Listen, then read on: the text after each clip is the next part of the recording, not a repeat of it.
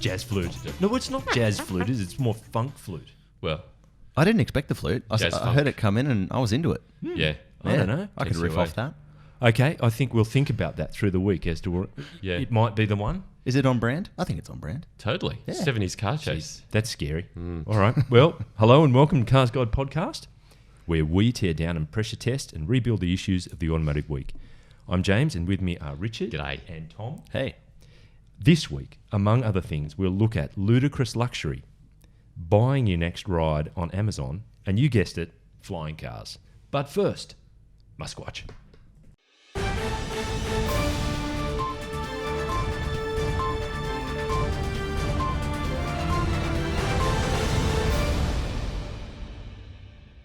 Okay, has Elon blown it completely? I know this has been all over the news globally, most of the world anyway, but what do we think? Is this kind of a person's true colours coming through when they're put under pressure? Yeah, totally. Yeah. It's like Firecracker Night, or those Yeah. that can remember Firecracker Night, when you think the firecracker's gone out or it's done its thing, and then you walk over closer to it, and then it goes like that. This is the moment we thought that Elon had completely lost it. Yeah. But no, he hadn't. He was just warming up. So for anyone who's been living under a rock, that's a bad pun, for the last That last is week or so. Too soon. Elon called an English guy who lives in Thailand, one of the experts, to help get these poor kids, members of this soccer team, out of their cave. Pedo guy. Yeah. Because he was making assumptions about, Yeah. men of a certain age living in Thailand, and it was just horrendous. So to me, it was horrendous. He's had various people defending him, saying it was being sarcastic and what have you. How did it strike you, Tom? What was your initial gut reaction? Oh, well, you know how people make the Tony Stark comparison? Yeah. And in that original Iron Man film, yeah. he's kind of a dick before he turns into Iron Man. And I think we're sort of reaching that, will he crumble and actually turn into Iron Man? Yeah. We don't know yet. Yeah, maybe. I mean, he did make... the person's name is Vern Unsworth. And look, Vern Unsworth had been pretty forthright in calling the little child-sized sub that Elon and his engineers had been working on a stunt, and said he should stick it where it hurts. Yeah. Yeah. Right? So And it's a Elon- rather large rocket it is a casing. large Yeah. object. Now, Elon, for what it's worth, had interpreted that as a sexual reference, which I found interesting in Yeah. itself. But maybe that's some kind of excuse for what he said in response. He came up with that. But he referenced in his apology on Twitter, where else, a Quora article that sort of defended his position, suggesting that he'd been called into the whole thing. My view is, if you're going to do some good stuff like that, just do it. Don't chest beat via Twitter. Just get on with it, because it does come across as self-aggrandizement, and calling it a publicity stunt, really, it doesn't seem too far on the mark. Well, absolutely. I mean, that guy, Vern, know nothing about him, but his comments were pretty much what most of us were thinking, and that is that, Elon may have said that his actions were, his intentions were noble, but it did look like he was jumping into an opportunity to get the brand out there and save the day. It's like he can't help himself. Yeah. And Vern just said, I think it's a PR stunt. You can, shove it where it hurts. And I don't think that's a sexual comment at I thought it was extraordinary that I he know. immediately interpreted it that way. Anyway, well, let's not go there. But meantime, Model 3 production. Look, child-sized submersible. I think it was 1 or 2. One. So 1 for the week. That's good. That's probably on track in terms of projections. Bloomberg tracker. Yep. But the Bloomberg tracker for the Model 3 is back down to 4,330. So, okay, now the target for 6,000 is the end of the year. Yep. It was the middle of the year. Yep. It's the end of the year, so we'll see. So it's not at 5,000 according to this Bloomberg tracker, but we'll keep an eye on it next week. Didn't they hit a target recently? Allegedly. They hit 5,000. Yeah. Yes. Now, that's a number that's not really independently verified. That's people at Tesla saying, okay, we built 5,000. we did There it. you go. Yeah. We Yeah. did it. Trust us. Believe us. We had a staff party. It was good. This I saw Bloomberg it. thing It was good. for people who may not have known, it's about licenses from various US registering bodies. It's about throughput of cars out to dealers. It's various things are put together to come up with this yardstick. So at least the same variables are used each week, and you get a number. So there it is, 4,330. But speaking of vehicles, as we do regularly on this podcast, Richard, you've just walked in having seen for the first time it's an extraordinary one. It was the Rolls-Royce of SUVs. It was the Rolls-Royce Cullinan. It is, in fact, a Rolls-Royce SUV. It is a Rolls-Royce SUV. 5.3 metres long, not particularly tall, not particularly wide, about 1.8 by 1.8. But under the bonnet is a twin-turbo 12-cylinder engine. Is it in a colossal. W configuration? Or It's in a V12. It's a V12, yeah? Yeah. Okay. Is that not one of the largest engines on market currently, that one? Yeah, 6.7 litres or Yeah, something it's like massive. that. It's a big thing. Producing 800 odd Newton meters and 400 and odd kilowatts. In seeing it for the first time, looking at the pics, it looks substantial in that it's just a big brute of a thing. But does it Absolutely. look classy? Does it look Rolls-like? Does it stand you back and go, oh, roller? Absolutely, It does. It's Okay. It's it's basically a phantom SUV form. Yeah, wow. And it's priced accordingly as well. Drive away, $685,000, Right. which is not the most expensive roller. Drive away. Drive away. Rolls-Royce is Yeah. doing drive away pricing. Drive away, no more to pay. 685,000. Not as Wow. expensive as the Dawn, which goes for about $1,900,000 odd, and the Phantom Yeah. is above it as well. That surprised me. I thought it would come in as a flagship. People Right. were thinking flagship as well. No, it's not. I made a fool of myself. I couldn't even shut the door because it's all automatic. There are buttons. You don't shut it yourself. There are buttons you press to Right, close so when it. you get in the car, You press a button and the you door press a shuts. button to shut the door. Yeah, that's right. And did you get the impression that this is a car you're driven in or a car you drive?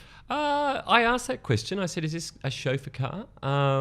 It's more. They are angling it as more as a car that you would drive yourself. A driver's car. Although they ruled out that as Ian Porter, I think his name was, the global head of sales, said it would be pretty good rocking up to like a red carpet event in this as well. And it looks every bit as much a Rolls Royce as you'd imagine. There's a fridge on board. There's camping seats out the back. I mean, not that you take it to a But- caravan park. No toilet? It's no toilet. I asked if there was a toilet. There's no loo. Real wood, lamb's wool car mats.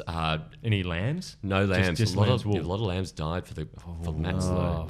Yeah. Well, I suppose there's a bit of leather in there as well. So cows, lambs, anything on your property has actually been used to trim up the interior. Yeah, he actually said something weird to me. Not nothing personal, but he said People often say weird things. they do. It's normally He said anything grey you see is hot, and I'm like, what? And he goes, any grey material you see in here is heated. Was he talking about the car? Hint: I'm wearing grey underpants. Yeah. No. Very It suggestive. was everything that was coloured grey in terms of the material in the car was heated. So you had heated. He Oh, said wow. heated elbow rests, heated armrests, the steering wheel, everything which was grey padded was heated. I think that's a bit much. I know it's terribly, tragically boring to immediately go to this thought, but all I can think of is the complexity. Yeah. And irrespective of the integrity of the design and the engineering, just think that is so much more stuff that can potentially go wrong. Do you Yeah. really need your elbows heated? And here's the on other the thing. armrest. I was thinking, I've had 3 cars in a row on test now that have all had heated seats. Righto. And even on a 3-degree morning, you turn the heated seats on and you sit in the car for, I don't know, maybe 15, maybe 20 minutes, and it's too hot, so you turn them off. Yep. Sure. So do you really want to start turning off every single feature on your car That's a after point. 15 minutes of Yeah, That's a driving point. it? I mean, heated seats, in my humble opinion, are great Yeah. in winter. They really are Yeah. such a delightful kind of creature comfort. But yeah, you don't keep them on long, No. or you're No. going to be No, scorched. it feels like you. It's third You'd wet degree. yourself. You may as well drive straight to the, the outpatients Yeah. because you're going to be copping some Third serious degree burns. burns. You don't want to get burnt down there. I melted cheese Wow. accident So once. what was the price again, Richard? 685. $685 drive away. One of the things which stood out to me most of all, for a car that had automatic doors, it has the world's biggest door handles. Wow. Where everybody else from Tesla to, you name it, are doing the concealed, door handles for aero and just for looks. Yes. These are like the doors of a bank, handles on a door of a bank. They're massive. Will Queenie have one, or is it that Range Rover, Land Rover, is as supplied to the royal family, or is Roller a supplier there as well? Would Queenie have one in the garage? JLR, but I think that's right. I think the Queen does have her own bespoke roller. It's a Bentley though. There's two of them. Oh, they're German, but they are German, though, the royal family. Yeah. So It's true. but they have two bespoke built Bentleys. Okay, so maybe not this one for Queenie, because I think the big handles makes it don't- easier for I don't think so. a woman of a certain age. But she wouldn't be opening the door anyway. Well, look, I think Queenie, when it comes to SUVs, she's a Rangy all the way, darling. Yeah. Yes, one does not prefer Rolls Royces.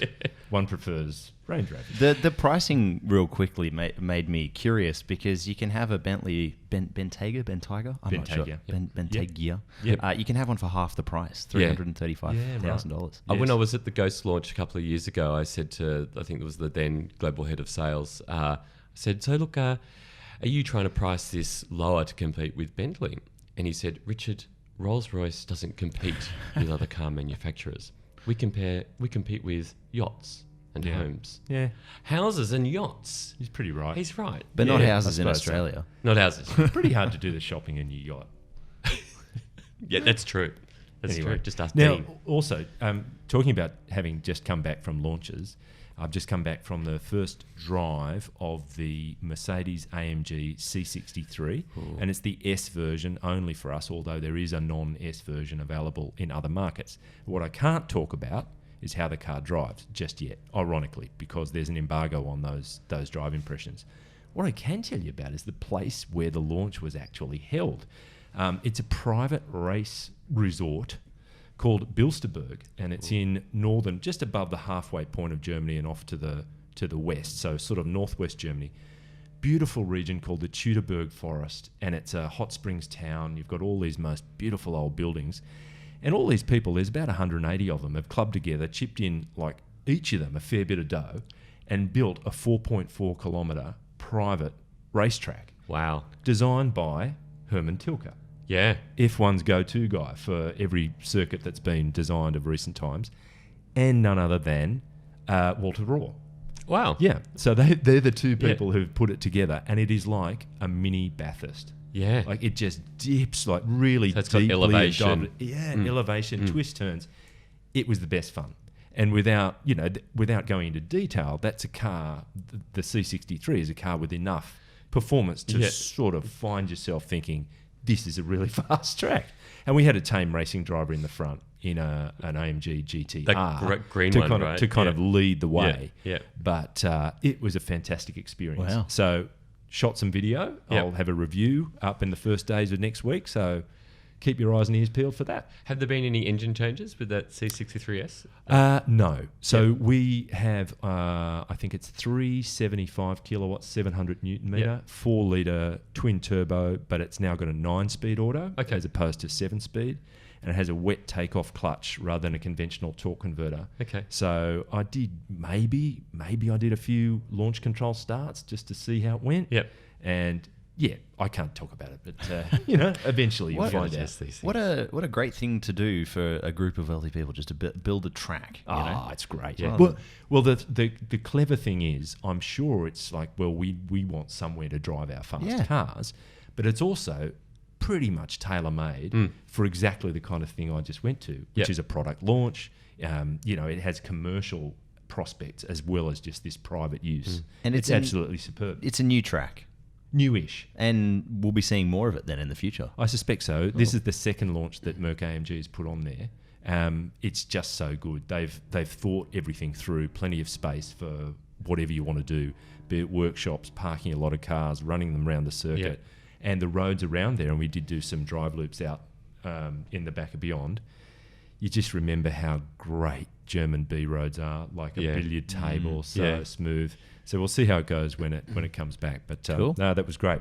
And I think it is time for a word from our sponsor.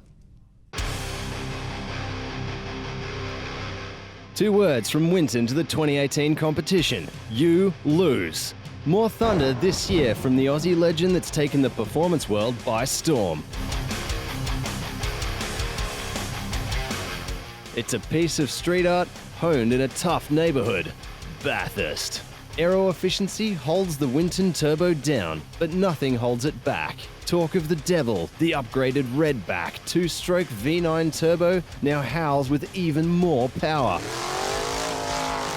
and is backed up by an even smoother evolution of Winton's own torque tumbler transmission. There's a Winton for every purpose except standing still, and you deserve a car this good. The 2018 Winton Turbo. One look says a lot, one drive says it all. Information not based on facts. Allow 6 to 8 months for delivery. Not intended for highway use. Store in a cool, dry place. Actual results may vary. Do not use if seal is broken. Dry clean only. Keep frozen until ready to use. Remember to dial before you dig. Winton. What can you say? Winton. I don't know. Every time I hear the word, I get a bit teary. I It's do more too, hay I do fever, too. but it's You're going to get a lump in the throat. Coldness down the spine. Yeah, Yeah. well, coldness. Speaking of coldness, That could just be masked. where is Frosty Chops? Head of corporate communications and government relations at Winton Motor Company. Now, of course, he is in Winton working on the Festival of Speed. Yes. But it's in just a couple of weeks' time. It's not the one that's just gone. No, it's the other Festival It of is Speed. the Winton Festival of Speed. It's run by the Victorian Historic Racing Register. But Frosty's bringing in the big guns just to make sure it's the biggest success it can be. He's got Fernando Alonso, Oh, John Goss, yes. and supergroup Kiss will be headlining on the Saturday night. Very on brand. Well, he was their manager for a few Well, years, Frosty wasn't he? goes back a long way Yeah. with Gene Simmons, Yeah. and Paul Stanley will be driving in the celebrity race. Oh, which will be- fantastic. There's a celebrity race Is he going to apparently on the Sunday. be... did he get the P1? Not the P1, the Senna. Did he get the McLaren Senna along Paul, to... Paul Stanley. Yeah. Is he... Did he buy one? Did he? I don't know. No, they He bring might it out to Winton. Oh. I heard that Frosty was trying to get the Senna out there. When it comes to Frosty, Yeah. all things Yeah. are possible. Yeah. Put it that way. Trying to if that's a organise- rumour you've heard, chances are it's Look, true. I know that he was seen eating cake at the Festival of Speed in Goodwood with Bruno Senna, and somebody overheard him saying, "We've got a Festival of Speed in Australia. It makes Goodwood look like someone's backyard." Yeah. Look, Frosty, he as we all know, he is the ultimate networker. He can work a room like few other people on the Yeah. planet. Do you know Yeah. if he's more of a cheesecake or like Yeah, what mud kind of cake cake man? was it? Bruno, he loves sponge. Sponge cake. He loves sponge. In fact, Jam he filling? was Jam and talking cream? about and Or in just fact, your plain sponge? there's Bruno likes the sponge to jam ratio to be just right. Sponge, cream, jam. If it's not right, it's Yeah. but He'll I he's know think that's about why it. he and Frosty get on so yeah. well. All right. Well, talking of supercars, Winton being one, of course. Yes. Aston Martin has once again spread its kind of focus beyond cars. It's apartment buildings, it's submarines, it's whatever, and of course now it's a flying car, one of so many that are allegedly heading down the development tube towards us. And it's got nothing to do with flying Aston Martins, you would say, though, Richard. Why do you make that claim? No, nothing at all.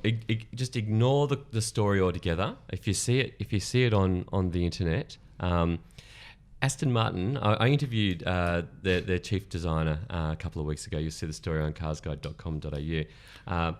Marique Reichman. He. That's a Bond villain. It's Yeah, what a whopper of a name. Marique Reichman. Wow. he. Or at least he's a Bond director. He's Yeah. the, as directed by Marique Reichman. Yeah. He's the man behind every single Aston Martin you can pretty much think of, apart from like the DB5. You name it, if it begins with a V, he's designed it. Now, he also designed the block of flats, the Miami, In Miami. apartments. Yep. He designed the submarine. Including the area where you put your garbage bins. Yeah, And all in that that- stuff. Every detail. Nothing boxes. gets left out. The Yeah. post boxes. Yep. The recycling. The curve of the brickwork on the curve of front the fence. brickwork. Just Yeah. the buzzers on the door. The Yep. little wrought iron inserts and He got it He's all. amazing. He got it all right. The doormat. I asked Marique why the submarine. Why the block of apartments, and his reason for doing them is not to build a submarine because he wants Aston Martin to go into submarines, and the plane is not because Aston Martin is going to be going into flying cars. He said that the reason why is he wants to explore other ways of doing things to help him produce better cars. He was concerned that Aston Martins were beginning to look a bit samey. And the way, there's a Samey. reason to be concerned. But he by putting his talents into building a submarine, he was able to come up with the photo. Forgotten the name of it. The clicking fingers, the Spanish thing. The castanets. Without developing the submarine, he never would have been able to do the castanets.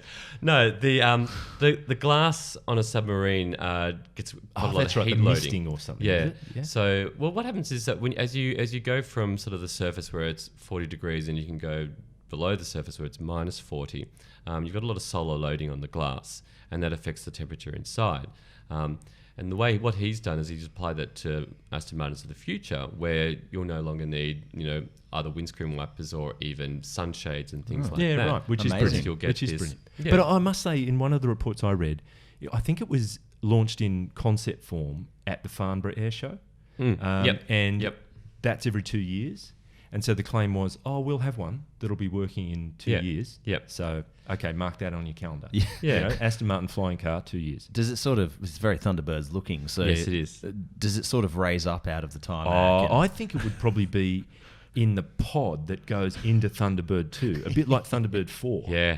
Thunderbird 4 has those the great yellow one. rails that slides just into the water. Yeah. So the Aston Martin flying car Oh. would be in a pod within Thunderbird 2. Yeah, and maybe Yeah. the submarine could be inside the plane, Yeah. and then they can drop it in the ocean. Yeah, Perfect. And pulls up Yeah. at the apartments. I love Whoa, yeah, there you go. Yeah, love it. That's What- the plan. It's abs- Tracy so now they've Island. got- He's really developing. I like it. Thunderbirds. Yeah, I like real it. life I version. like it a lot. Okay. Now, in a similar kind of part of the world, Bugatti is not saying anything publicly, but there is a vehicle that's been spotted testing on the Nürburgring that's been called the Devo.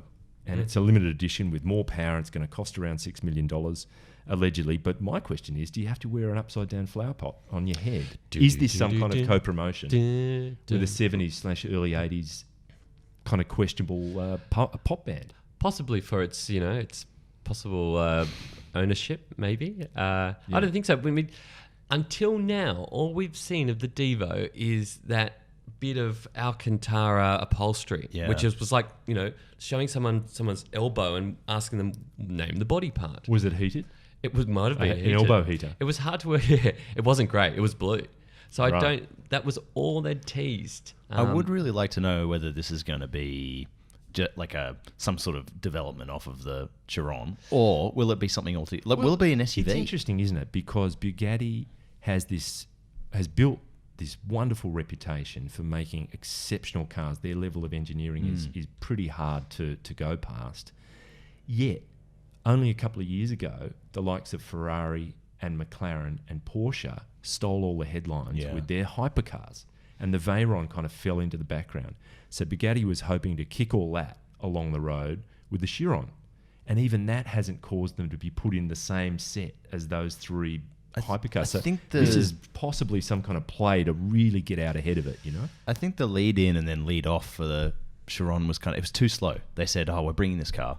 And then, dribble little bits of news. And then I think by the time, you've got new McLarens by then, you've got new Porsches by then, you've got new Ferrari. People sort of maybe stopped caring about it. The lead up and the wind down was too long. Yeah. Yeah. Anyway, we'll see where the Devo goes. To me, it seems interesting. Look, it's a Chiron was spotted at the Nürburgring, and we believe that this is the Devo underneath. Yeah. That it's disguised. It's a disguised Devo in Chiron clothes. I wonder whether... I don't know what Devo might mean in another Alberto language. Devo. Alberto Devo. Yeah. Oh, okay. Who is that person? Oh, it's a guy. Just a bloke. Yeah. Who was hanging around when they were thinking about this car. or may have had some involvement in Bugatti's past. Yeah, he's quite a historical figure, I believe, from Right. Bugatti's past. Okay, fine. I did know... What's his first name again? Alberto. Alberto Yeah. Devo. Yeah, that's Beautiful. right. Well done, Alberto. Not connected to the band. I'm guessing he might not be with us anymore. But if Sadly. you're out there, Alberto, Thanks very much. thank you very much. Anya. Now, now, talking of buying cars, if you want, your Bugatti Devo, I doubt you'll be going to Amazon. But pretty soon, you'll be able to buy your Hyundai there. It's Hyundai's launched a digital showroom on Amazon, and it seems like from books, they've now gone to anything you care to name. And do you buy stuff on Amazon Top? Well, actually, I've got a fun anecdote about this. Okay, right? good. So Amazon said they're going to bring this big operation to Australia, and it's been this like really long wind up. And I got Amazon Prime a little while ago, thinking that I'd use it heaps, but I haven't used it much because their range, there's just not that much on there. And supposedly you get free shipping, but it's only on some things. Because what is Amazon Prime? Because the only reason I know about Amazon Prime is where the Grand Tour, with Jeremy Clarkson et al. Went after they got fired. Yeah, so you get access to some of their streaming services, which they have various TV shows, and that's sort of slowly gotten better and all that sort of stuff. Okay. And you get discounts on their digital bookstore. So part of the reason I have it is my girlfriend has a Kindle, so she can get some discounts and stuff by I think buying there's books an on it. ointment for that. Yogurt works. Yeah. And some kind of poultice. It has to be Greek yogurt though. Yeah, right. Bloody Kindles? No. Especially if you're in the surf and anyway. So anyway, you pay. It's much like any sort of subscription thing. You pay a small amount of money a month, and you get various discounts and supposedly free shipping on some things. Right. So look, anyway, my question is, the deployment of Amazon's been so slow already in Australia. Yes. How long is it going to take for this sort of thing to come here? Well, that's true, and I suppose the question in my mind as well is, what's the advantage for a customer? Where's the consumer advantage in buying through Amazon rather than Hyundai setting up its own kind of digital shop front First-party or whatever? dealership. It's historic because it's the first time a car manufacturer has officially embraced Amazon as a virtual dealership that it can go through. I mean, you've been able to buy Subarus online in the past, but this is the first time that a car company has actually put their brand onto Amazon. It's Another really a tip of the platform, hat, isn't yeah. it? Saying Amazon is so strong and so powerful, we've Yeah. got to be on there. Absolutely. Otherwise, we will have missed the boat. And you will see more Yeah. as well. And I'm just looking at it now. You can go on. You can buy Hyundai Kona. It gives you your list price, and then it gives you how much it's going to cost for your destination. It's $980 to get it within the US delivered. Yep. And then it gives you your suggested retail price as well. So you can go, if you got a little bit tipsy on Friday night, you could buy yourself a Hyundai Kona actually from Hyundai And on a Kindle. Amazon. And a Kindle. And the thing is that the kind of tricky bit operating in the background of all of this is the dealers. So they're sitting there going, well done, Hyundai, that's great. I doubt it's a direct model in that your delivery and sale would ultimately be through a Hyundai dealer, Yes. I'm guessing. Yep. So this Yep. is your way of actually selecting the vehicle, and then depending on your location and all of that, because understandably bricks and mortar car dealers are touchy when Yeah. it comes to direct online selling. I don't think that's such a bad thing though, because I went to a dealership with a friend recently, and I remember one of the things that people say about it is you go in and you find exactly the car you want and exactly the spec, and they go, that'll take 6 months to deliver. Great At least point. that way you can know before you go there. Great Yep. point. Yeah. Yeah, that's true. And I mean, dealer swapping vehicles, wholesale cars around, that's absolutely the way it goes. But yeah, having an idea before you engage, that's a great point. And I think also for the manufacturer, it lets them know what kind of demand there is for maybe niche specifications. So say there's a spec with a sunroof that would otherwise take 6 months to deliver. If lots of people start ordering that in a particular market, then they can manufacture more of them at the factory. Yeah, cool. Yeah. I agree. All right, now moving on, ANCAP, the independent safety assessment organisation based in Canberra, but it's got facilities all around the country, including the Crash Lab here in Sydney, has tightened up its standards in terms of what will qualify for each of its star levels. And Cars Guide readers will know that a maximum score is 5. Yep. There have been some notable low scores during the last 12 months or so, or a couple of years really. The Ford Mustang coming to mind with initially 2 and more recently 3 stars out of 5. It seemed like 5 stars was a foregone conclusion for any car worth its salt.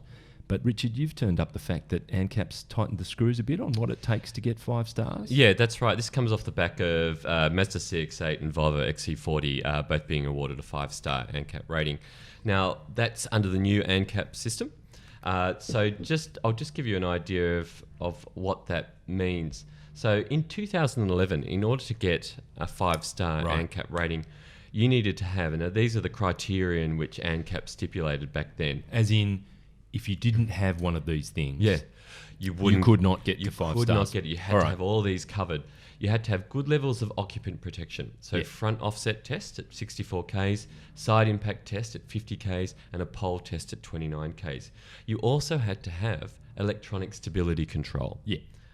You also had to have 3-point seat belts. Great And you move. Also Good idea. to have head protecting side airbags. All right. Now, that was 2011. 11. Okay, Yep. so keep that in mind. If you're buying a car which is tested in 2011, it might be new, but it hasn't been retested. 5 stars is not 5 stars now.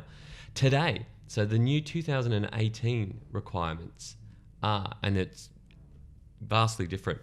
You also need good levels of occupant protection, but the definition of that has changed now. All right. You need frontal offset test at 64 k's, a side impact test at 50 k's, an oblique pole test at 32 kilometres, Yep. a full width test at 50 kilometres, pedestrian protection test at 40 kilometres, whiplash test at 16 kilometres, plus active systems to detect and avoid pedestrians and cyclists. Yep. It needs to be a safe choice for carrying children, which is one of the reasons why the Mustang was scored right. poorly. Yes. Because it Yep. it had low marks for child rear protection, and improved range of safety features, and the latest feature, autonomous safety features. If it doesn't have autonomous safety features, such as autonomous Does emergency that mean braking, braking? Yep. Really? Yep. That's a bit of a Cannot breakthrough, get- isn't it? It Pardon the cannot pun. get The- 5 stars now. Yes. Yeah. That's going to be sorting the wheat from the chaff. Absolutely. I mean, because AEB is still relatively low in terms of its representation across the whole car market. I find this Absolutely. interesting as well because it can be quite confusing for consumers, because recently I was looking into the Fiat 500, which still carries a 5-star ANCAP safety rating. It was rated 5 ANCAP safety stars way back in 2008. Yeah. Or 2007 even. Well, that's Yeah. it. And that was an issue that we've discussed before on the podcast in terms of currency of a car's score. Well, that's you know, it. how long can it kick around? The Fiat 500's Yeah. been around forever. Yep. So it hasn't been retested yet. It's able to still kind of hang a 5-star 10 years later. badge on its Absolutely. chest. Suzuki S-Cross, which we did a video and we road tested recently, has a 5-star ANCAP rating, but from 2013. Wow. It doesn't come with any advanced safety equipment. No AEB, no blind spot, no rear cross traffic, none of these things, which you buy a CHR now Yeah. or a HRV, and they are standard. If not on the top of the models, they're optional on the base Well, spec. it was, correct me if I'm wrong, but I seem to remember that it was ANCAP's activation in terms of like electronic stability program that caused it ultimately to become mandatory. That this may be the beginning of a similar process for this latest batch of stuff. Absolutely. I'm a little concerned that it might bring up a little bit of an issue in that this could be our kind of like the European emissions laws for us. Yep. It's a huge thorn in the side for manufacturers. It's going to cause prices to go up. Or they're going to have to start making losses on Sure. on certain they'll lose margins. Yep. So it's a bit of a worry. Then pushing manufacturers into a bit of a corner, saying Definitely. now every car has to have AEB, otherwise you're not going to get 5 stars. I've got a question for you, and I know the answer. Now, if ANCAP didn't exist and they didn't have that requirement asking for autonomous Yeah, it's a emergency, great point. would car manufacturers put Yeah. it into their cars? Yeah, it'd be 1 or 2, and they'd price them higher. Yep. Yeah, That'd that's a be the great thing. point. Yeah. That's Yeah. a really good point. That's good for Yeah. you, Richard. Thank well you. done. I know. And now we are near to the finish, but we will very, very quickly do a whip round on what we've been steering. So, Well, starting with you, Tom. all What, right. what have you been? So I've had a Toyota CHR 2-wheel drive Cobra. So that's the top. There's only Top spec. there's only 2 specs. Yep. You got the base model and you got the Cobra, and you can have either with 2-wheel or all-wheel drive. Yeah. And I've said this in my draft words for the review, but it's very rare to drive a car on this job that is truly kind of underpowered. Oh yeah. It's got a little 1.2 litre engine, and Richard and I were having this conversation this week because he was driving the Suzuki Vitara, Yes. which similar layout. But the Toyota's a 3-cylinder, isn't it, or is it a 4-cylinder? No, it's a 4-cylinder, All right. 1.2 litre. It has Yep. 85 kilowatts. Yep. Yep. Richard was driving a Suzuki Vitara, same layout, Yeah. 2-wheel drive, Yep. front-wheel drive.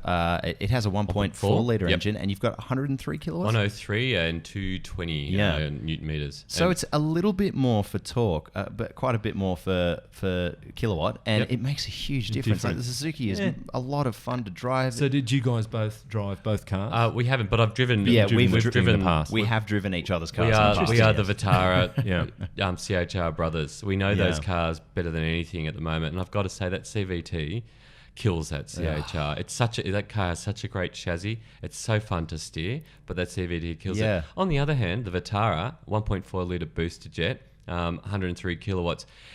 Great engine, regular 6-speed automatic torque converter transmission, but at the same time, it doesn't have the it's great to drive, but doesn't have the quality that the CHR's got. Where is the booster jet fitted? Is it actually bolted onto the back of the roof, or just under the bumper? At the back? It's just under the bumper at the back. You can see it. Light the wick on that, and off you go. But sorry, Tom. The most curious thing I find about the difference between those two motors is that, despite the fact that Toyota seems to have gone for the more eco route with the smaller engine, the turbocharger, and all that, a little bit more from the Suzuki, and you're not even getting a higher fuel figure than me. No. And it's funny, I drove the naturally aspirated RTS Vitara, then drove the front-wheel drive Vitara Turbo, and then now I'm in the four-wheel drive one. The turbo engine gets such better fuel economy than the naturally aspirated one. I was doing 14 litres per 100 in the naturally aspirated, and now it's down to like 7. Yeah, 7 is amazing. I'm getting 8 in the CHR, and I think it's just because it has to try so hard to do everything. All right, well, look, the clock's ticking. I'll tell you, I was driving an AMG C63S, but I can't tell you what it was like. So that was great. Good. When will we find out? So when's your story going up? It'll be the middle of this week. So by Wednesday morning, you'll be able to read all about that car. So with that, we have indeed reached the finish line. Thank you, Richard. Thanks. Thank you, Tom. Thank you. And thanks to our producer, Marsden, for putting it all together behind the scenes. We've been thinking about celebrating Christmas in July, and thanks to him, we already have the turkey. Thank you for listening, and please give us your thoughts on anything we've discussed today. Search for Cars Guide on Facebook and Instagram, and use the hashtag CGPodcast, or email us at comments@carsguide.com.au. You can listen to and watch us on YouTube, and if you've an iTunes devotee, please rate and review us. I hope you can join us next week. Until then, if Apple makes a car, will it have windows? Don't know. Yeah. Oh, good questions. I thought I'd get a laugh for that. But I thought there was a joke. I thought there was a punchline coming up. Yeah. Okay. Sorry, Marsden. See you next week. Not sorry.